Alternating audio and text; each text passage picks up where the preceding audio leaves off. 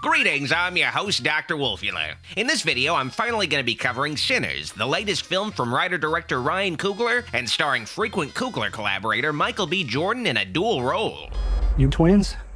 Nah, we cousins. When I first saw the trailers for Sinners, I was kind of skeptical about it. The trailers didn't do a good job selling the film. It looked like it was a historical drama initially, and then suddenly it shifts into being a vampire movie. We're gonna kill every last one of you. And the title Sinners makes sense thematically once you see the movie, but it's not necessarily a strong title that grabbed my interest. Sinners could be the title of a 90s erotic thriller for all I know. If this movie was made in the 70s, it would have been called either Bluesmen vs. the Vampirish or Attack of the Ku Klux Klan Pyres. Now those are titles you can set your watch to. I don't believe in magic.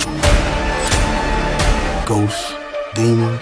So Sinners wasn't really on my radar until it came out, and people kept saying it was incredible, and I kept getting asked to cover it. But I was really busy with other things. Well, I figure it's been a few weeks since Sinners was released, the hype has died down, and I can cover the movie divorced from the buzz surrounding it. So does Sinners live up to all the hype that surrounded it? You better fucking believe it does. This is one of the best movies I've seen in a while, a real movie. But before my review of Sinners, I just want to give a shout out to a Patreon supporter named Kevin who generously gifted me an AMC gift card, which I used to watch Sinners. Thank you, Kevin, I really appreciated it. We've been gone a long time.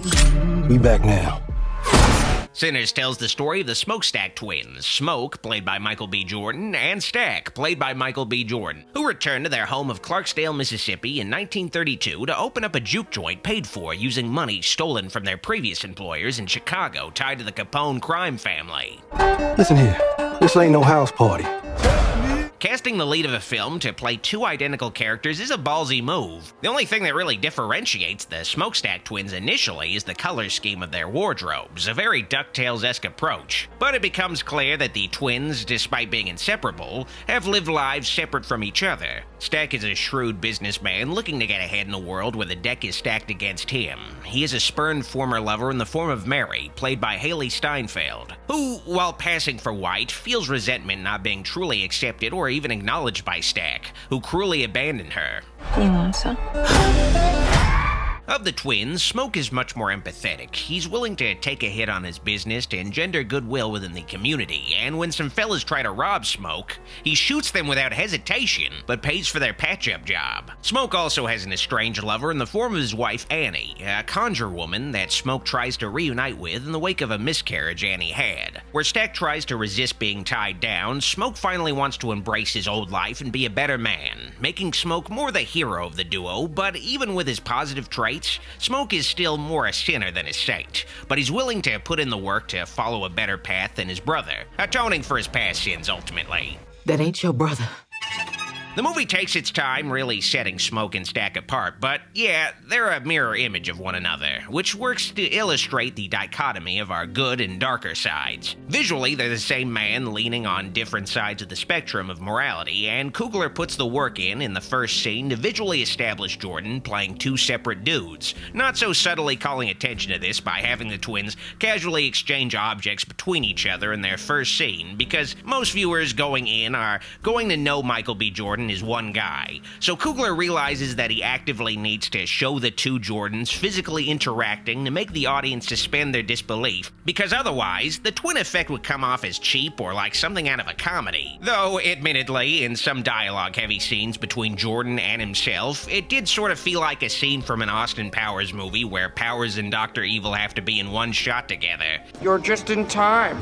Enjoy the show. But that feeling I had became rarer as the film went along, and my brain was able to accept two Michael B. Jordans for the price of one. Sometimes a hat changes everything. Be careful. I will. The Smokestack twins managed to make their dream juke joint a reality within a day of returning to Clarksdale with the help of a supportive Chinese couple, Grace and Bo, supplying the bar, an old-timer musician bringing credibility to the joint, I think I shot myself. Annie cooking the food, an old friend named Cornbread acting as the joint's charismatic bouncer, And what is it we supposed to be doing? Being kind to one another. and the twins' cousin Preacher Boy, played by newcomer Miles Caton, acting as the juke joint's new blood as a preternaturally talented musician. Preacher Boy, despite not having top billing, is really the film's main protagonist. His arc closely follows the classical hero cycle identified by Joseph Campbell.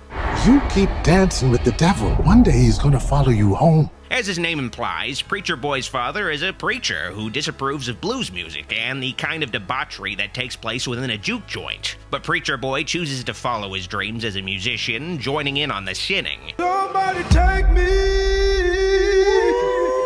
And Preacher Boy's music is revealed to have a supernatural power to it that acts as a conduit between the past and future of African music. The sequence where Preacher Boy performs for the juke joint is a beautiful, visually inventive moment where we see the coalescence of African drummers, rock and roll musicians, disc jockeys, rap artists, and more, all performing as one amid Preacher Boy's performance at the juke joint. Grace and Bo even conjure up a Chinese opera dancer for good measure. The music of the film, composed by Ludwig Göransson, with collaboration by real blues musicians, is a true highlight of the film.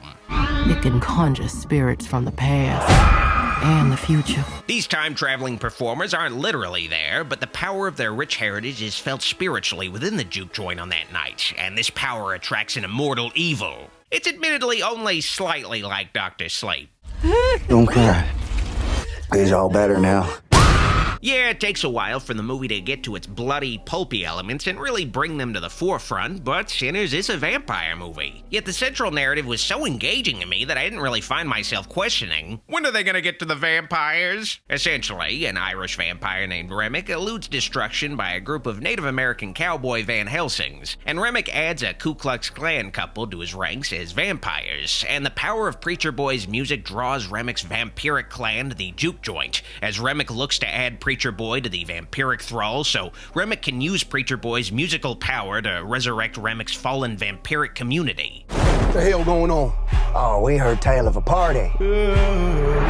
Initially, though, Remick and his racist cohorts are turned away from the juke joint out of pragmatism, not for being secretly vampires, but for being white, because no matter how creepily friendly a white person is, who knows what could happen in the American South, especially during the 1930s. You came over here for fellowship and love.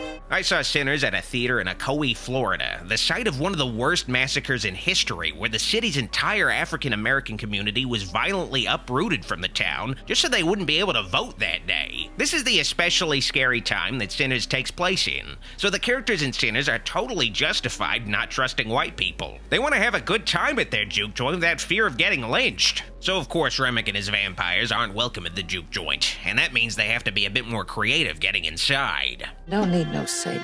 Yes. Yes, you do. You all do. The vampiric elements of Sinners work very well, but they're much more restrained and traditional compared to many modern full-blown vampire movies. Despite this, I'd say Sinners will probably be considered one of the greatest vampire movies of all time, but the movie's story could have worked without the vampires, it's just that good. Despite the vampires not being particularly special in the realm of movie fiction, the fact that they're old-school vampires with strict rules of being allergic to garlic and not being able to enter a home without being invited is refreshing to see in a modern movie. You've been in and out of here all day. Ain't never need an invite then.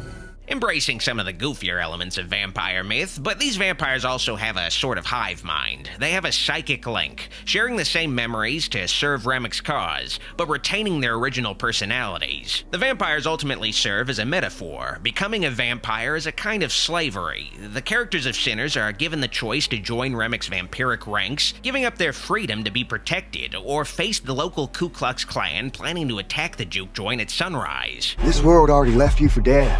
I can save you from your fate. In a hopeless situation like this, the humans within the juke joint are given no choice but to fight for both their freedom and survival, and it makes for a very tense final act of the film where the movie pays off on everything it builds up. I was kind of afraid Sinners wouldn't be able to fully stick the landing, juggling so many heavy themes and character arcs, and when the end credits began, I felt a little unsatisfied, feeling that I needed closure regarding certain things. But then it turned out that Sinners had a mid-credits epilogue that left me fully satisfied with the film when I was afraid I was going to be left hanging wanting more from it. Come on, open the door, let on out of here. Stay. It's you? And not to spoil things too much, but we even get Michael B. Jordan fighting with himself, and it's executed pretty damn well and carries with it some serious dramatic weight. Sinners really is a complete masterpiece from beginning to end. It's thoroughly engaging and entertaining, celebrating African American heritage through the lens of thrilling vampire fiction. One of the best movies I've seen in a long time, and it'll probably go down in history as one of the best vampire movies ever. I give Sinners a Haley Steinfeld spitting in your mouth out of cornbread. You want some? If you liked this video, like it, and if you loved it, click the subscribe and bell buttons for more videos. I'd also like to thank these fine folks pledged to my shout-out tier on my Patreon for all of their kind support. Videos like this wouldn't be possible without all their help. Thank you for watching, see you next time. Doc signing out.